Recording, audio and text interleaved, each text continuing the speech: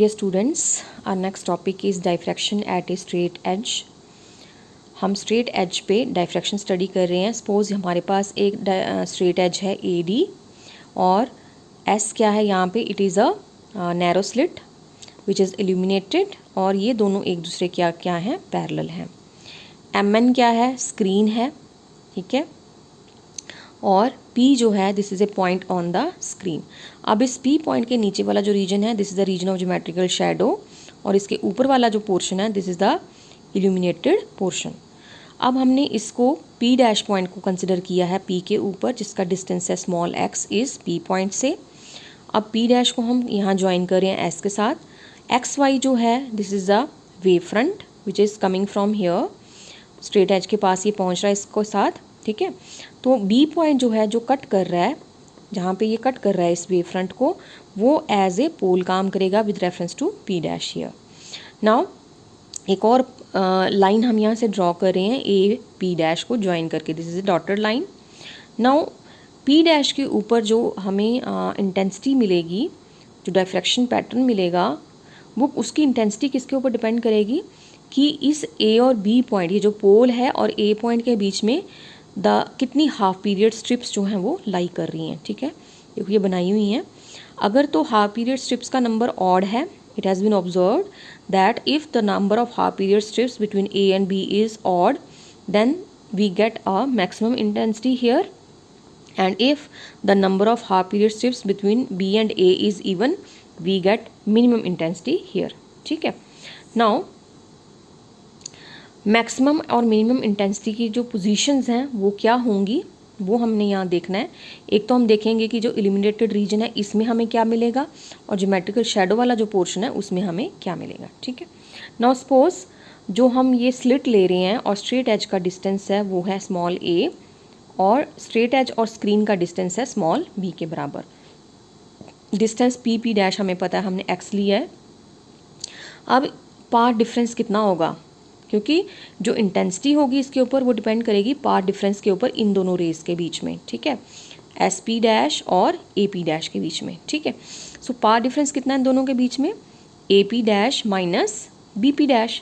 तो ये हमने लिखा है delta path difference equal to AP dash minus BP dash. Now हमें इनकी वैल्यूज़ चाहिए AP डैश की और BP डैश की. AP डैश की वैल्यू हमें कहाँ से मिलेगी, from triangle AP P dash से, ठीक है, लिखा हुआ है. AP डैश का स्क्वायर पाइथागोरस थ्योरम लगाएंगे, AP dash square equal to AP square plus BP dash square. तो AP स्क्वायर, AP किसके बराबर है, देखो B के बराबर, B square plus x square. तो AP dash is equal to B square plus x square की पावर 1/2 हो जाएगा. नाउ उसके बाद हमें BP डैश की वैल्यू लिखनी है. BP dash is equal to, यहाँ से देखो किसके बराबर है, SP dash minus SB. SB किसके बराबर है, SA के बराबर है जिसकी वैल्यू स्मॉल a है. हमें BP डैश की वैल्यू लेनी है, ठीक है, सॉरी SP डैश की वैल्यू लेनी है, ठीक है. सो SP डैश की वैल्यू हम लेंगे कहाँ से, SP P डैश ट्राइंगल में से. तो क्या आ जाएगा, SP डैश का square equal to SP square, ये SP square plus PP dash का square. So SP dash square is equal to SP किसके बराबर है, देखो A प्लस B, ये होगा ना SA प्लस AP. SP की वैल्यू क्या है, ये A प्लस ये वाला B, तो A प्लस B का square plus PP dash is x, तो x square. SP dash is equal to A plus B square plus x square की पावर 1/2. अब हमारे पास SP डैश की वैल्यू भी है, SB की वैल्यू भी है और AP डैश की वैल्यू भी है. हम यहाँ पे AP डैश की वैल्यू ये सब्स्टिट्यूट करेंगे, minus SP dash minus SB dash की वैल्यू ये निकाली, ठीक है. Then minus minus plus SB यहाँ आ जाएगा, प्लस SB की वैल्यू क्या है A, तो A आ गया. अब यहाँ से हम B स्क्वायर को बाहर निकाल रहे हैं और अंदर क्या बन जाएगा, 1 प्लस x स्क्वायर की पावर 1/2. तो जो 1 प्लस x स्क्वायर की पावर 1/2 है उसमें बाइनोमियल थ्योरम लगा रहे हैं, हायर पावर टर्म्स को निगलेक्ट कर रहे हैं. तो हो जाएगा B into 1 plus x square, 1 plus NX बनेगा ना, तो N आ गया इधर 1/2 x square upon B square क्योंकि बाहर लिया हमने एक तो नीचे भी आएगा. और यहाँ से भी A प्लस B का स्क्वायर बाहर आएगा विद अंडर रूट, तो A प्लस B हो गया. अंदर क्या बचा, 1 प्लस x स्क्वायर की पावर 1/2 और x square upon A plus B का होल स्क्वायर भी आएगा. तो हम साथ साथ बाइनोमियल थ्योरम लगा रहे हैं, तो हो जाएगा 1 प्लस NX मतलब 1/2 x square upon A plus B का स्क्वायर और प्लस A. अब हम इसको सॉल्व करेंगे ये मैंने किया है, देखो b इधर रखा, मल्टीप्लाई कर रही हैं, x²/2b बन जाएगा, माइनस इससे मल्टीप्लाई करेंगे हो जाएगा a+b minus x²/2 into a+b, एक a+b कट गया ना, प्लस a। अब इस ब्रैकेट को खोला हमने, ठीक है, b से b कट गया, a से a कट गया, x²/2 इसमें भी है, इसमें भी कॉमन ले लिया, यहाँ से आया 1/b माइनस इसमें क्या आया 1/a+b। इसको हमने सॉल्व किया एलसीएम लेके, तो क्या आया x²/2 into a/b into a+b, ये आ गया हमारे पास x²/2 into a/b into a+b। अब इसको हमने लिख दिया, ब्रैकेट खोल दी, ऐसे लिख दिया, ठीक है। अब ये जो P पॉइंट हम ले रहे हैं, यहाँ पे इंटेंसिटी मैक्सिमम कब होगी? डायफ्रैक्शन के केस में आपने पढ़ा है कि जब ये जो पाथ डिफरेंस है this is equal to 2n+1 λ/2, ठीक है। सो हमने इसको पाथ डिफरेंस की वैल्यू डाली, अब यहाँ पे n आ रहा है तो x की जगह हम यहाँ पे xn लिख रहे हैं, तो ax²/2b into a+b equal to 2n+1 λ/2, 2 से 2 कट गया, xn² is equal to 2n+1 a+b और b ऊपर चला गया लैम्डा और a यहाँ से इधर आ गया, तो xn is equal to under root of whole thing. xn क्या है यहाँ पे? It is the distance of the nth bright band from p, ठीक है। x क्या है? p' पॉइंट का डिस्टेंस फ्रॉम पॉइंट p, ठीक है। अब इस केस में p' के ऊपर मैक्सिमम मिल रहा है हमें, तो xn क्या बता रहा है यहाँ ब्राइट बैंड मिल रहा है ना, तो xn यहाँ पे क्या है? It is the distance of the nth bright band from point p। Similarly, the point P dash will be of minimum intensity if delta is equal to n lambda। Diffraction के case में condition for minimum diffraction है ये, तो हम इसको सारे को किसके बराबर पुट कर रहे हैं? n lambda. डेल्टा की वैल्यू पुट की ना, तो x की जगह xn लिख रहे हैं हम, xn² इज इक्वल टू ये पूरी चीज़ लेके ऊपर a आ गया नीचे, तो xn is equal to under root of ये सारा 2n into a+b b λ/a। अब यहाँ पे जो xn है it is the distance of the nth dark banned from point p, ठीक है। मिनिमम इंटेंसिटी का मतलब क्या है? डार्क बैंड मिलेगा हमें अब p' के ऊपर, जिसका डिस्टेंस ये है p से। नाउ ये जो हमने अभी पढ़ा, ये जो ऊपर वाला रीजन है इल्यूमिनेटेड रीजन वाला, इसमें हमें क्या मिल रहा है?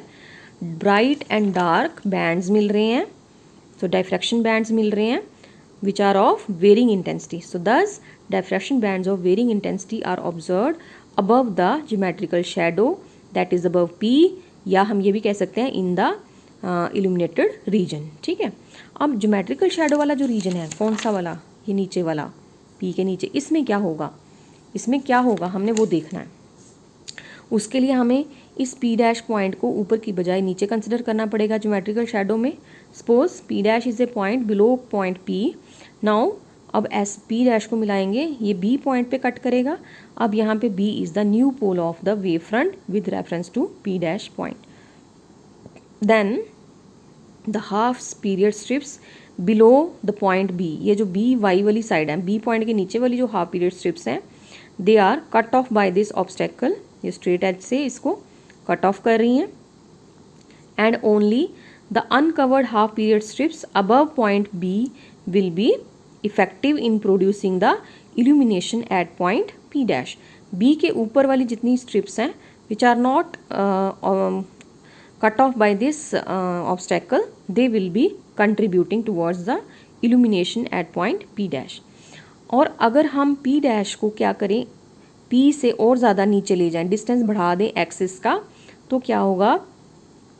ज़्यादा से ज़्यादा जो कट ऑफ वाली और ज़्यादा जो हैं स्ट्रिप्स हैं विच आर कट ऑफ, वो इसमें आएंगी, ठीक है। वो इस पोल के साथ B के जो पॉइंट है, ठीक है ना, जितनी B पॉइंट के ऊपर वाली स्ट्रिप्स होंगी वो क्या होंगी? They are cut off by the obstacle, so they are not contributing towards the illumination at P', ठीक है।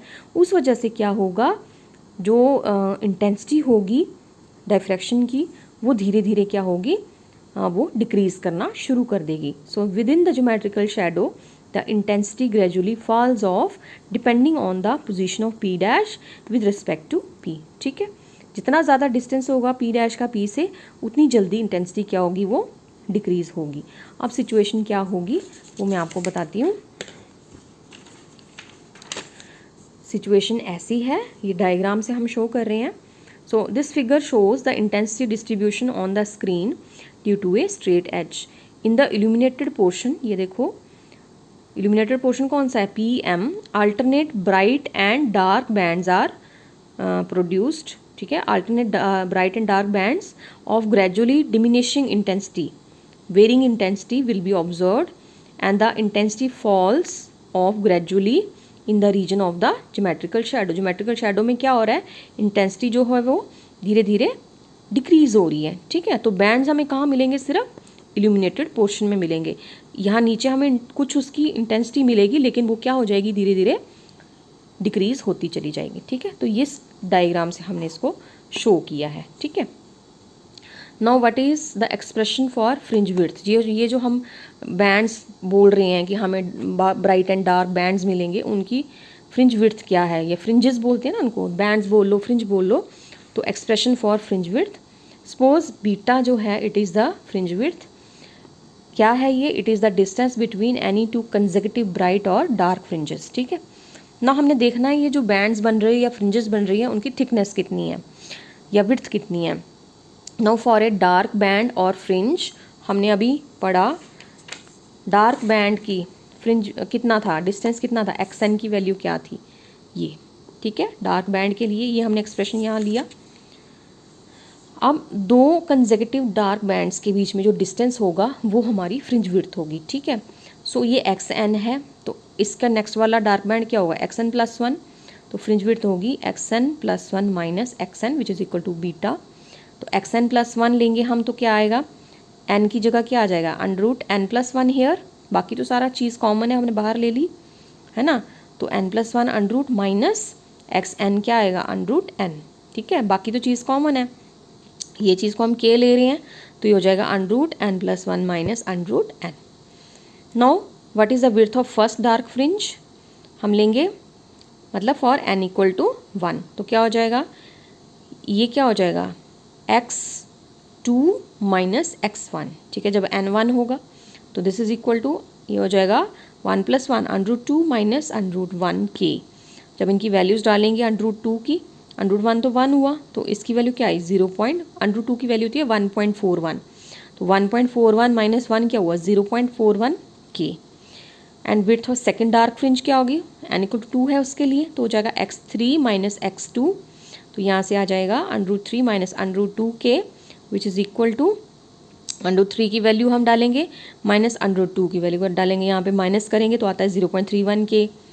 Width of third dark fringe, third का क्या होगा, X4 माइनस X3, तो हम यहाँ से हम करेंगे, यहाँ से क्या आएगा, √4 माइनस √3 = K। जब वैल्यू सब्स्टिट्यूट करते हैं तो ये आता है 0.26K। अब देखो फर्स्ट डार्क फ्रिंज की विड्थ कुछ और है, सेकंड की कुछ और है, थर्ड की कुछ और है। तो स्टार्टिंग में मैंने आपको बताया था कि इसमें जो डायफ्रैक्शन बैंड्स मिलते हैं उनकी विड्थ क्या होती है, वो हमेशा सेम नहीं होती। डायफ्रैक्शन और इंटरफेरेंस में हमने जब वो पढ़ा था डिफरेंस, तो वहाँ किसी ने बच्चे ने मुझसे पूछा था कि मैम ऐसा क्यों होता है। तो यहाँ से देखो क्लियर हो रहा है कि जो हमें फ्रिंजेस मिल रही हैं उनकी विड्थ जो है वो सेम नहीं है, they are of varying width. So this shows that the fringe width goes on decreasing, है ना, डिक्रीज होती जा रही है ना, goes on decreasing and hence the bands produced are not equally spaced, ठीक है। दो कंसेक्यूटिव फ्रिंजेस के बीच का डिस्टेंस जो है वो अगर वेरी कर रहा है, डिक्रीज करता जा रहा है, तो उसका मतलब क्या हुआ, जो हमें बैंड्स मिल रहे हैं they are not equally spaced, fringe width जो है वो सेम नहीं है, ठीक है। So this was all about the diffraction at a straight edge. Our next topic is diffraction at a thin wire. अब ये यहाँ पे हम एक थिन वायर कंसिडर कर रहे हैं, उसकी वजह से डिफ्रैक्शन कैसे होगी वो हम यहाँ पढ़ रहे हैं। Suppose S is a narrow slit which is illuminated with a monochromatic source of light, जिसकी वेवलेंथ कितनी है, lambda. Suppose there is a thin wire AB is placed parallel to this slit and perpendicular to the plane of the paper.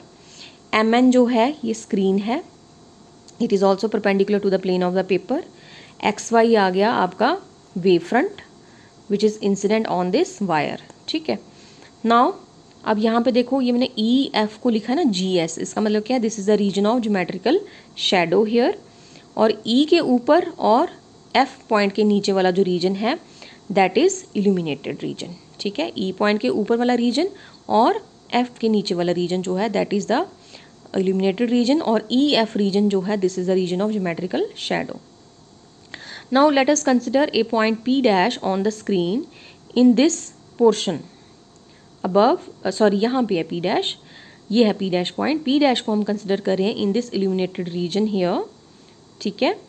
Now S और P dash को हम यहाँ पे join कर रहे हैं, which cuts this wavefront at point O dash. O dash point क्या कर रहा है यहाँ पे, it is acting as a pole of this wavefront with reference to this point P dash. Now अब P dash के ऊपर कितनी इंटेंसिटी होगी, कितनी इल्यूमिनेशन होगी, उसका क्या वो किसके ऊपर डिपेंड करता है कि O डैश और A के बीच में कितनी हाफ पीरियड स्ट्रिप्स जो हैं वो लाई कर रही हैं. तभी लिखा हुआ है to find the illumination at P dash let the wavefront be divided into half period strips. P dash will receive light from the entire upper half wave front O dash X, ठीक है, upper half से, and from half period strips which are contained in AO dash, ठीक है. Now intensity at P dash will be maximum और minimum depending upon whether the number of half period strips between A and O dash is odd और even. अब O dash और A के बीच में जो है हाफ पीरियड स्ट्रिप्स जो हैं वो कितनी है, इवन है या ऑड है, अगर वो उसके ऊपर डिपेंड करता है कि इसके ऊपर हमें मैक्सिमा मिलेगा या मिनिमा मिलेगा.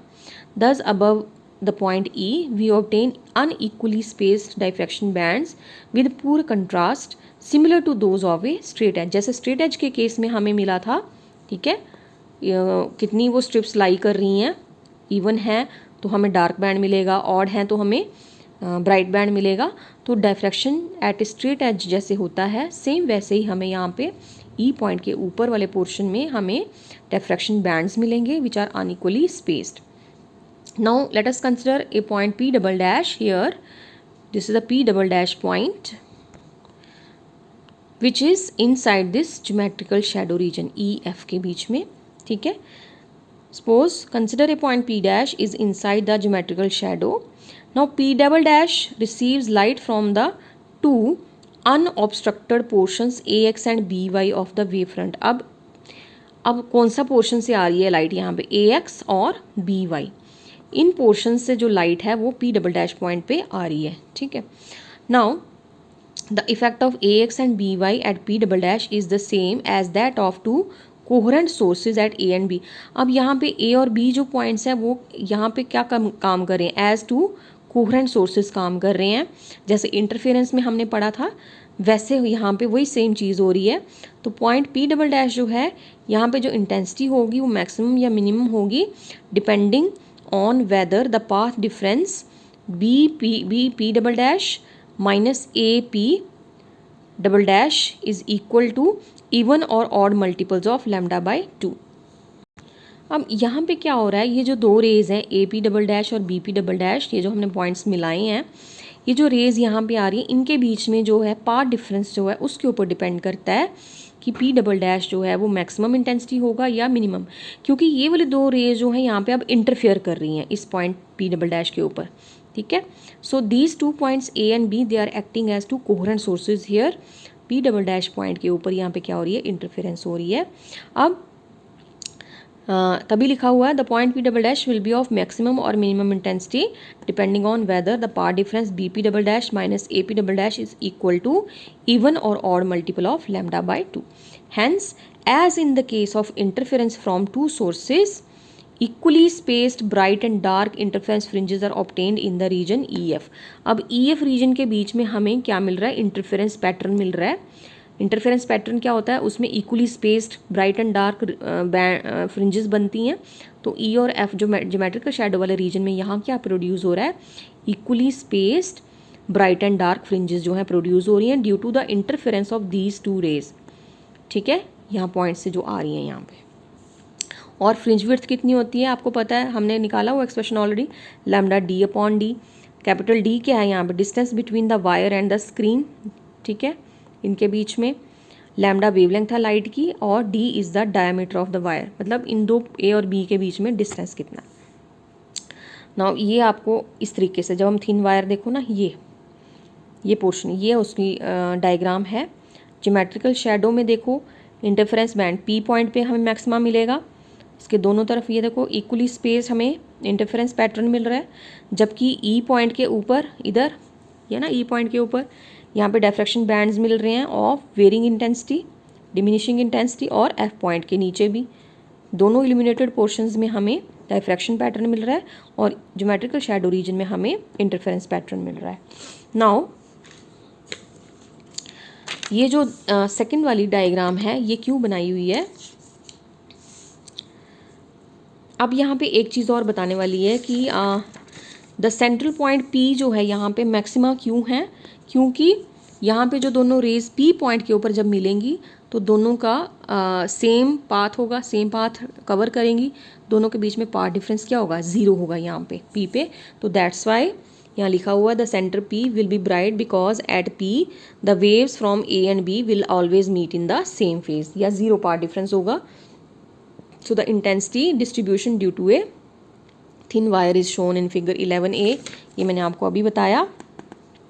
अब ये जो B वाली 11B वाली जो फिगर है ये देखो, इसमें ये पोर्शन है ज्योमेट्रिकल शैडो वाला, ये ऐसे बनाया है। क्यों बनाया है, E के इधर भी डायफ्रैक्शन पैटर्न मिल रहा है, F के इधर भी डायफ्रैक्शन पैटर्न मिल रहा है, जबकि बीच वाला पोर्शन है इसमें इंटरफेरेंस पैटर्न गायब है। ऐसा क्यों होगा, वो तब होगा अगर हम डायमीटर जो है वायर का उसको इंक्रीज करें, मतलब अगर इस D को इंक्रीज करें। D डिस्टेंस क्या है, A और B के बीच का डिस्टेंस या डायमीटर ऑफ द वायर यहाँ हम इसको बोल रहे हैं। तो D को अगर हम इंक्रीज करें, जितना D इंक्रीज करेंगे उतनी फ्रिंज विड्थ क्या होगी, कम होती जाएगी।